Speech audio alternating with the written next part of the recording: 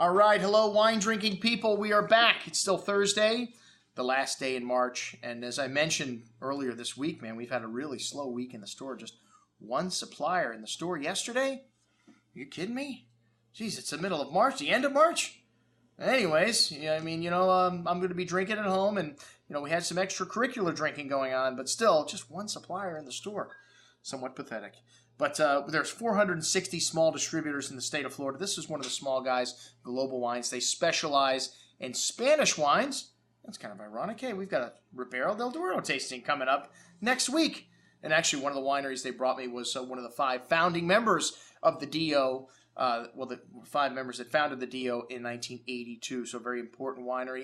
And I never had the wines before, but all the wines were pretty nice in this lineup. We had started out with some wines from Rueda, which Castelo De Medina, Verdejo, which most people would associate kind of Albarino, maybe Spain's greatest white wine, but Albarinos to me don't age. I've had some old Verdejos that are just amazing, and these wines from Rueda, to me, are the best wines, white wines coming from Spain today.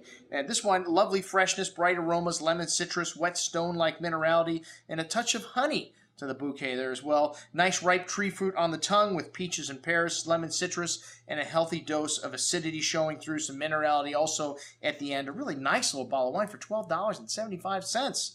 All right, next up, another Rueda. This one, Barrica, which means aged in new barriques. You notice that touch of vanilla to the nose there, that honey, pear, and peach-like fruit also showing up some signs of minerality there.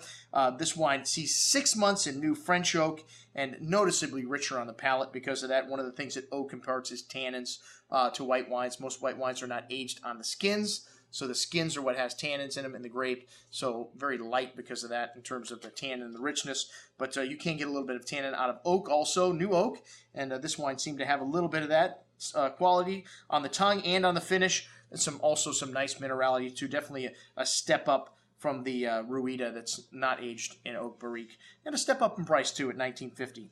All right, well, next up we had Bodegas Ismael Arroyo. And I don't know why Spanish wineries, for the most part, do not want to popularize the winery. Because a little tiny print on the back label did it say Bodegas Ismael Arroyo. On the front label, it said Mesoneros de Castilla, Ribera del Duero, which that's just the name of the wine. And unfortunately, the rep couldn't tell us what any of these names meant. And usually they are of some significance. You name a wine something for a reason.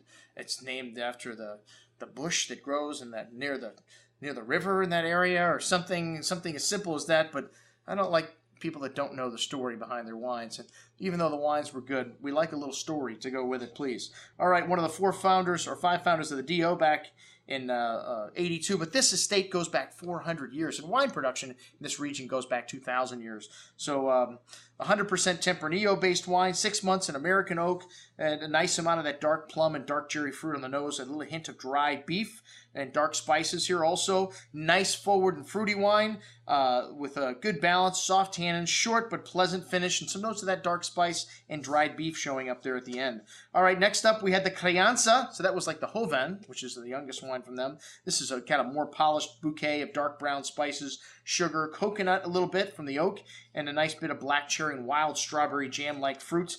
Really touch of raw steak and new leather there also. Definitely a step up in terms of complexity on the nose. Some lovely ripe fruit on the tongue with round tannins. Nicely structured wine with firm acidity, holding everything together nicely. Very good stuff.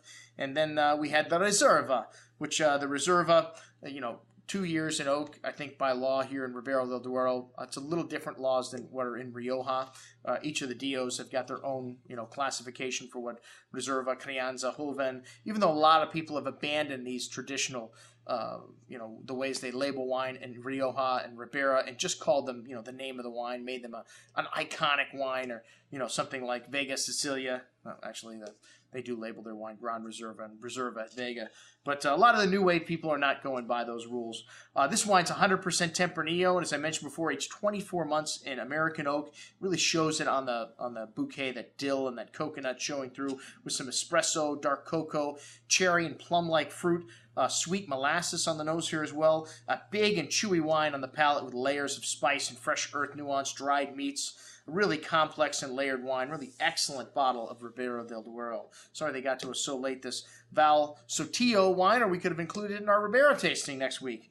All right, next up, a wine from Toro, which Toro is becoming a real hot spot. This is just to the south and to the west of Ribera del Duero, and some of the oldest plant vines in Spain here, some of the oldest vines in the world on their own rootstock, 100-year-old vines on their own rootstock growing in Toro. Some really unique stuff. This is a little more elegant style Toro, not quite as big as some of them. Very enticing bouquet of dried flowers, black licorice, incense, black raspberries, blackberry-like fruit, a little bit of cocoa, hints of molasses, brown spice, a nice amount of ripe fruit on the tongue, but still lovely balance and elegance with this wine. Nice array of that spice and floral nuance from the nose coming through on the finish. Fine tannins, very good stuff here. Maybe just a little pricey for some of the stuff that we're seeing from Toro because they're such excellent values. All right, folks, that's what I had to drink last night. I'm your host, or yesterday, Andrew Lamposoni, signing off for the Wine Watch, saying remember, always drink the good stuff first.